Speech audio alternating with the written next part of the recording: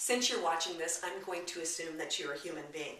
And as a human being living on the planet Earth, I know that you have experienced disappointment in some point of your life. My name is Shelly Thompson, and I would love to help you to get past that disappointment. So let's talk about it a little bit. There's several different ways of being disappointed. I'm just going to do the short list here. How about the kids, your spouse, employees? How about being passed up for that promotion? Okay? So now, all of these things have a common thread, and I could give you a hint, but if you guessed that they are external causes of disappointment, you hit it on the head. Now, being external causes of disappointment makes you realize that you have absolutely no control over what these other people are doing. It's what you do with the disappointment that you're feeling that's the important thing. So, let's go ahead and look at some of these disappointing things. And I'm going to start with the kids. And the first thing that all parents need to remember while you're raising your children is they're not your buddy, they're not your pal, they're not your friend. You are their parent and their mentor.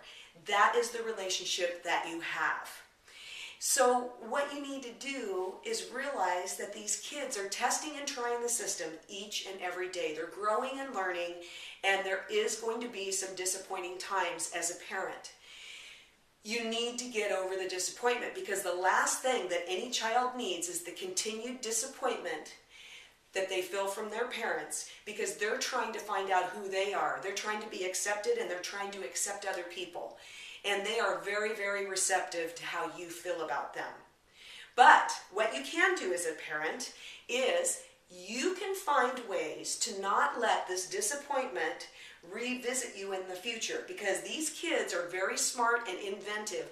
They can find all kinds of new ways to disappoint you without going back to the old ways. And these are ways that you couldn't even ever imagine.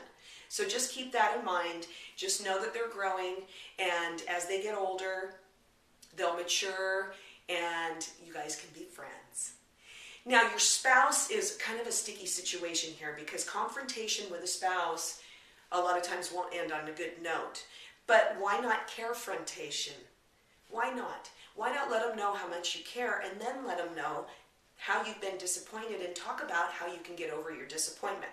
Now, what you have to remember when you do a carefrontation is that you might find out that you have been doing some disappointing on your side as well. So you have to leave your heart open, and you need to remember that you might not be as perfect as what you think you are. Your employees. Your job is a job. If you're a business owner, your business is your passion. Unfortunately, your employees are looking at it as just another job. They are going to find every shortcut that they can find, and they're going to figure out what they can get away with and what they can't get away with. The thing about you as their employer, this is the easiest way to get over disappointment. If it's an offense that you really can't see getting past, then you can just dismiss them. That's a great way to get over disappointment with an employee now, isn't it? The really hard pill to swallow is when you get passed up for a promotion.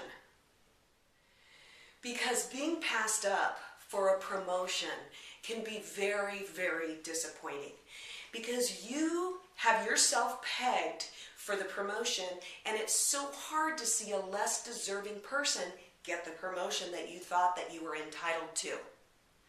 Now remember, my appreciation video, there are no entitlements, and you are entitled to nothing. What you need to remember is maybe the person that got promoted was a deserving person. Maybe they were doing things that you never even saw they were doing. Maybe they deserved the promotion more than you did, and that's the realization that you need to come to. Now, while you're feeling disappointed, there is something that you can do. You can turn your disappointment into determination. You need to make yourself indispensable to the person that you work for if you ever want to be promoted. So you see, because when you are a determined person, that turns you into a doer. You're determined to get something done, you go out there and you do it.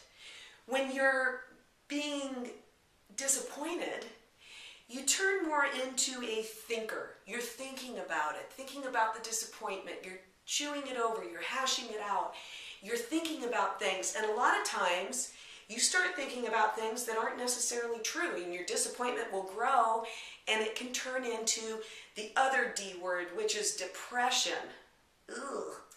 Okay, now we're getting to the part that I told you you wouldn't be so excited to hear.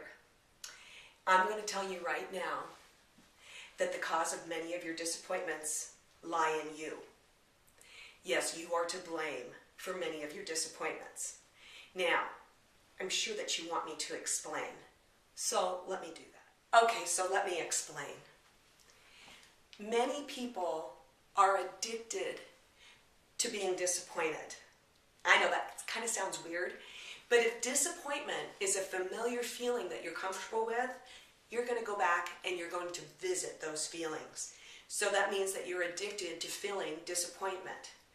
Whether it be with you or somebody else, a lot of times you're going to be trying to find an external source to blame your disappointment on.